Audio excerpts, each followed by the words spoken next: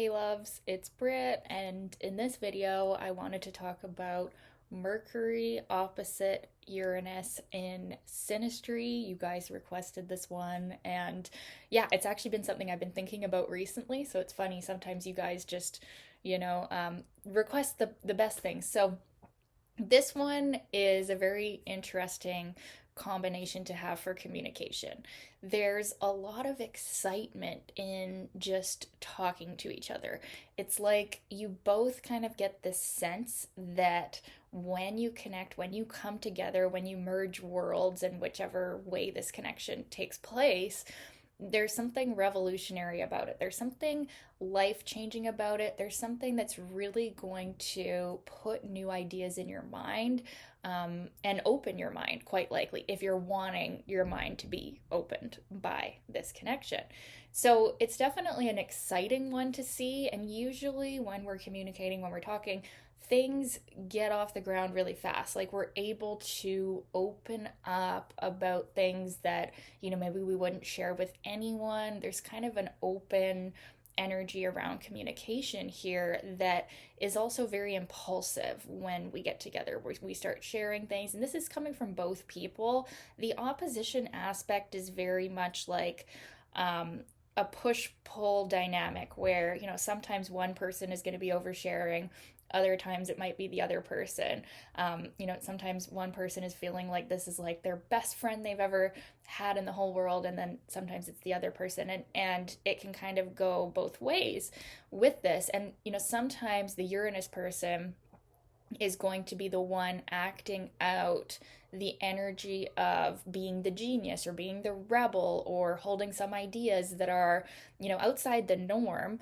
And sometimes it's going to be the Mercury person who is holding those ideas and actually awakening that in the Uranus person. But it's more likely that most of the time the Uranus person is kind of like the rebel here, and they are like the one who does not conform to normal society. And the Mercury person is just kind of in awe and in fascination of this. Now, depending on the Mercury person's level of like openness and open mindedness, they could actually find the Uranus person to be a bit too rebellious or too controversial, or what's the right word, like, the Mercury person's a conservative and the Uranus person is this like far left liberal or something. There could be some sort of dynamic like that, or it could be the opposite. It could be like we're just coming from very different perspectives at times that are opposite, right? So there can be conflict with this aspect. The opposition aspect is a hard aspect in synastry, right? But the reason that I separate the square and the opposition sometimes, especially in synastry, is because the opposition has the energy of two halves meeting in the middle and becoming a whole person. And especially in relationships, when we meet our other half in these opposition aspects, there is actually more of an inherent compatibility than with the square aspect, or the even worse, quincunx aspect, which you guys know I like to talk about those quincunxes because they can be pretty difficult too. But yeah, so that's why I'm separating. I'm not going to do the square with the opposition in this video, because the opposition, in my opinion, is easier to deal with and more fun and more compatible, even though it is difficult, because we are having to stretch here. We are having to open up our mind to new understandings, new things going on with this person that is, they're a radical in some way, and we have to kind of broaden our perspective to deal with them. So, funnily enough, I have many clients. It's funny, and I was thinking about this recently because it's happened again, where I have many clients born around the time period with Uranus in Sagittarius opposing my Mercury in Gemini.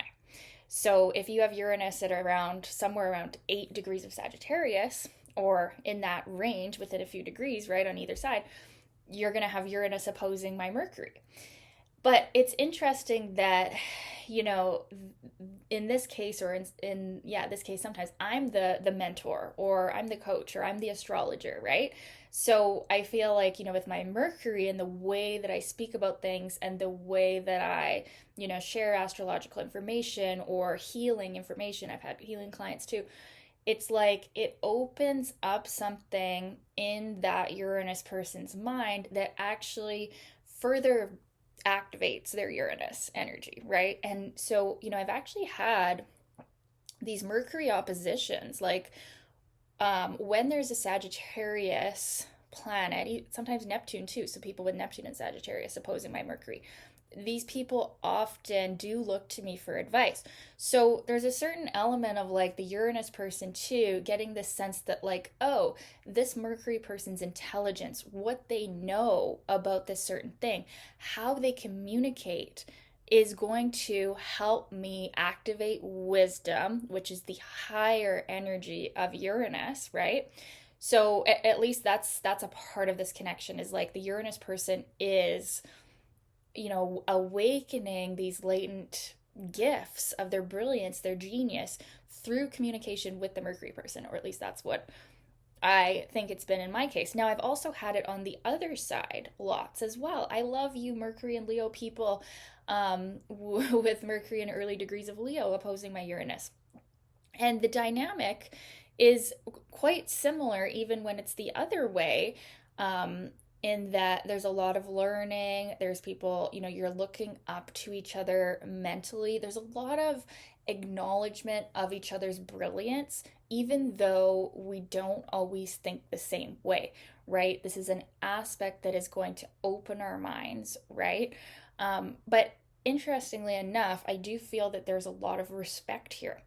The Mercury person can really look up to the Uranus person, as far as the way that they honor their principles, the way that they do things differently, the way that they're open minded and exciting and fun. The Mercury person kind of looks like in awe at the Uranus person, because the Uranus person is representing this way of life, this way of being that is different from what the Mercury person has ever known, but it's also helping them to integrate that opposing polarity. So I would say that this aspect is helpful communication, exciting communication. The thing here too, you're never going to know when the Uranus person is going to come to you or be back. It's going to be unexpected. There's still an element of like the Uranus person is, like classically the Uranus, right? There maybe they come and go. Maybe you don't know when you're going to see them again. Maybe you don't know when you're going to talk again. But when you do, it's very exciting. And it can often be the Uranus person reaching out to the Mercury person too, being the initiator, being like, okay, I want to talk to you about this. Or if it's a romantic situation, the Uranus person can often initiate towards Mercury, like, hey, I want to talk to you, or I want to be with you, or something like that. And because the Uranus person is naturally being the more rebellious energy here, and the Mercury person is more going to be like in the mercurial logical energy and kind of observing the Uranus person and all their weird quirkiness, and potentially judging the Uranus person. There can be, like I said, there can be some judgment, especially in less open minded signs here. We can see the Mercury person being quite shocked at how the Uranus person behaves in many areas. So there's definitely can be some differences.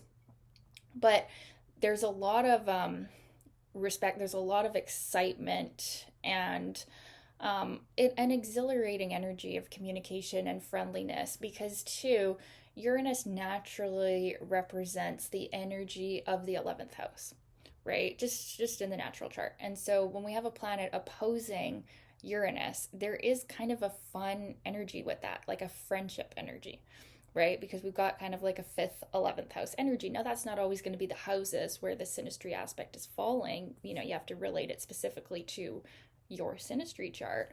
But there is a vibe of friendship and fun with Mercury and Uranus. And it's not an emotional aspect either.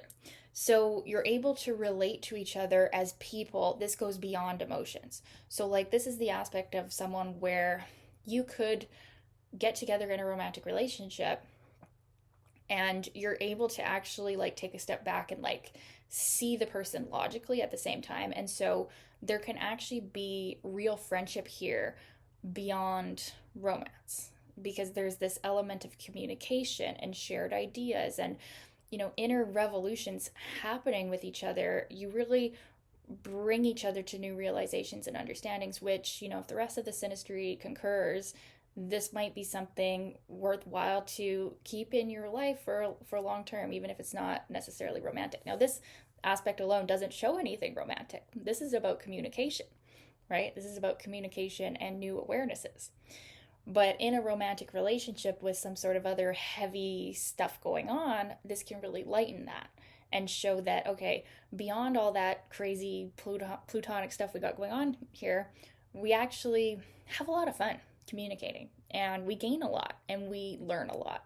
And, as much as we're coming from a different place, and sometimes, maybe the ideas of each person is a little bit radical, it's like moving us in new directions. It's a forward thinking, forward moving synastry aspect to have.